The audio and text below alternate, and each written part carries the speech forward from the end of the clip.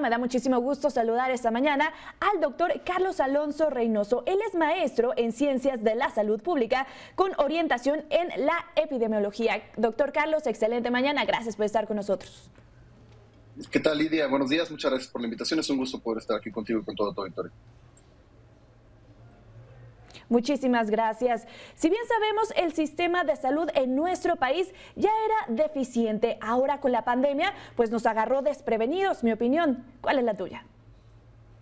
Sin duda, estábamos ante una situación ya de por sí complicada, con un sistema de salud saturado, con una demanda que se incrementaba cada año, sin que la capacidad se incrementara proporcionalmente a la demanda. Entonces, viene la pandemia y sin duda fue una situación totalmente disruptiva ante el panorama que estamos viviendo actualmente. Entonces, ¿qué es lo que sucede? Pues obviamente el incremento en la demanda de la atención tiene que generar reorganizaciones de distintos espacios de atención médica que por ende van a dejar de atender a la regularidad de los pacientes. Como estaba mencionando en la nota anteriormente, sucede que tú tienes una capacidad del personal y de las instalaciones, pero cuando se incrementa, en este caso, pues debido a la pandemia de COVID, lo que sucede es que no tienes personal extra, simplemente tienes que redestinar estos recursos humanos y materiales para poder dar respuesta a la pandemia de COVID, pero al redestinar o al reorganizar a estos recursos, pues obviamente vas a dejar descubiertas otras áreas muy importantes que tendrían que seguir dando atención. Entonces, hubo rezago sin duda en atención de enfermedades crónico-degenerativas como hipertensión y diabetes sumamente importantes.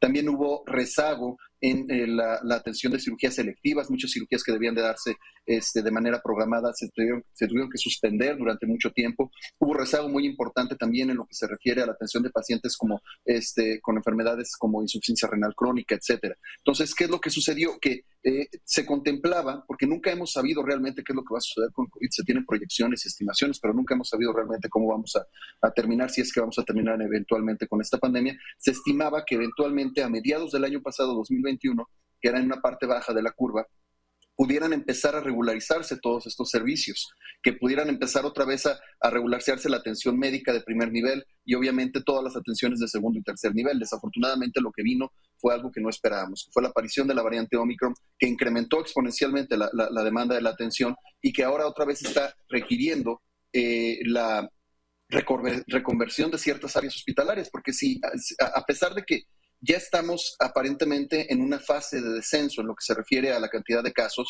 estamos teniendo un fenómeno contrario en lo que se refiere a las hospitalizaciones. Estamos teniendo un incremento en la cantidad de hospitalizaciones producto del COVID y de otras enfermedades, obviamente también, que empieza a cargar fuertemente al sistema de salud. Entonces, ¿tenemos la capacidad para responder? Las autoridades dicen que sí, pero la realidad dice otra cosa. La realidad dice que la presión en el sistema de salud puede ser muy grande y desafortunadamente estamos teniendo también carencia de recursos humanos, no solo por la reorganización de los servicios, sino porque se están enfermando de COVID.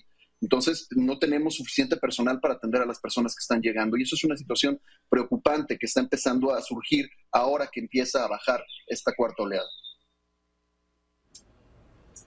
Ya llevamos casi 2 años, Carlos, y hasta el momento no vemos que autoridades estén tomando otro tipo de acciones. Ya vimos las repercusiones, ya mencionabas, pues, lamentablemente las defunciones del personal médico, la falta de insumos, pero ¿qué hacer en este caso?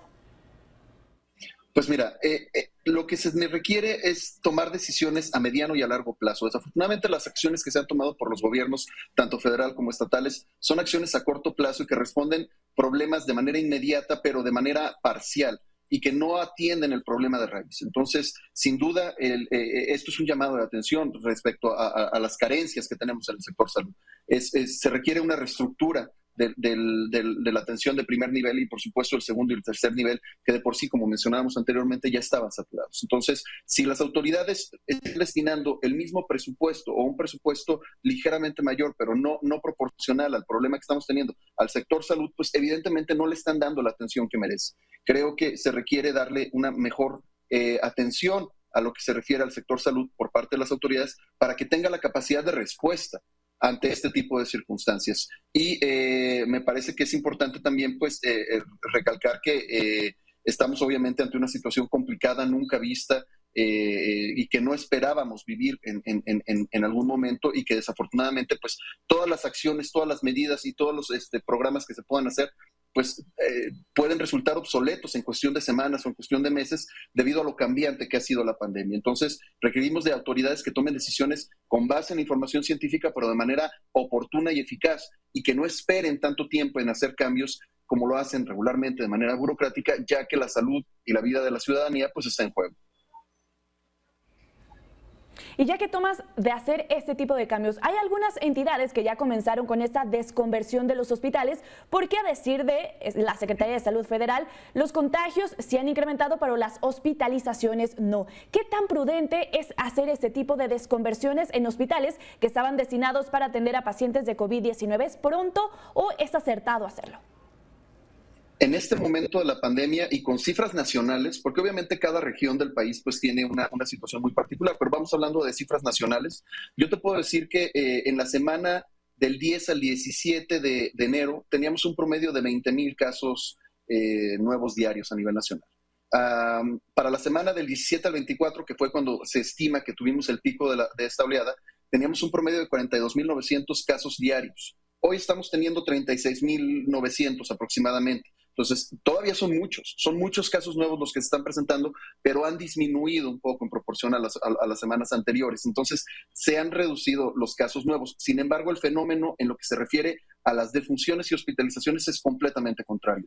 Al mismo tiempo que vemos en una gráfica cómo va descendiendo la cantidad de casos, vemos cómo se van incrementando las hospitalizaciones y las defunciones. En la semana del 10 al 17 de enero teníamos un promedio de 119 defunciones diarias. Al día de hoy estamos teniendo un promedio de 400 defunciones diarias. Entonces, sin duda, el incremento en la cantidad de casos complicados y de defunciones se está presentando con un desfase de 2 semanas aproximadamente en proporción a la cantidad de casos que se están presentando, pero eso es normal, ese es el comportamiento que siempre hemos tenido. Entonces, hacer una desconversión hospitalaria en este momento me parece inoportuno. Lo que tendría que contemplarse es la posibilidad de hacer una reconversión, que incluso otros estados también están haciendo. Están contemplando el incremento en la cantidad de casos y, por supuesto, la cantidad de complicaciones, y están haciendo reconversión de áreas, pero entonces vamos a entrar otra vez en este círculo vicioso en donde vamos a volver a darle mucha atención, obviamente, a los casos de COVID que lo requieren y que lo demandan, pero vamos a descubrir otras áreas importantes porque no tenemos los recursos humanos necesarios como para poder atender a toda la demanda que se está presentando en el mismo momento. Y ese es el problema con la variante Omicron, que es la que tenemos circulando actualmente, que genera una gran cantidad de casos en un periodo de tiempo muy corto, y por eso satura y presiona fuertemente el sector salud. ¿Es posible lograr un equilibrio, Carlos, entre, si bien los pacientes de COVID-19, y no descuidar a los otros pacientes que necesitan ser atendidos por especialistas, o bien ser atendidos porque también sabemos que hay falta de personal médico?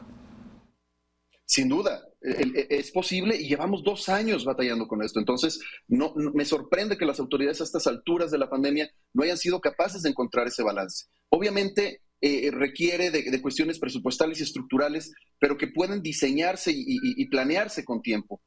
Como te decía anteriormente, el problema es la corta visión de distintos actores en el sector, que toman decisiones a corto plazo, en lugar de pensar a largo plazo o a mediano plazo, por lo menos, porque muchas de las decisiones que se tomaron en el año pasado se tomaron pensando que la pandemia a estas alturas del 2022 ya habría terminado, y no contemplaron la posibilidad del surgimiento de nuevas variantes. Y actualmente, desafortunadamente, lo que estamos viendo es que muchas autoridades están desestimando la gravedad o la magnitud del problema que estamos viviendo con Omicron, haciéndolo llamar incluso una gripita.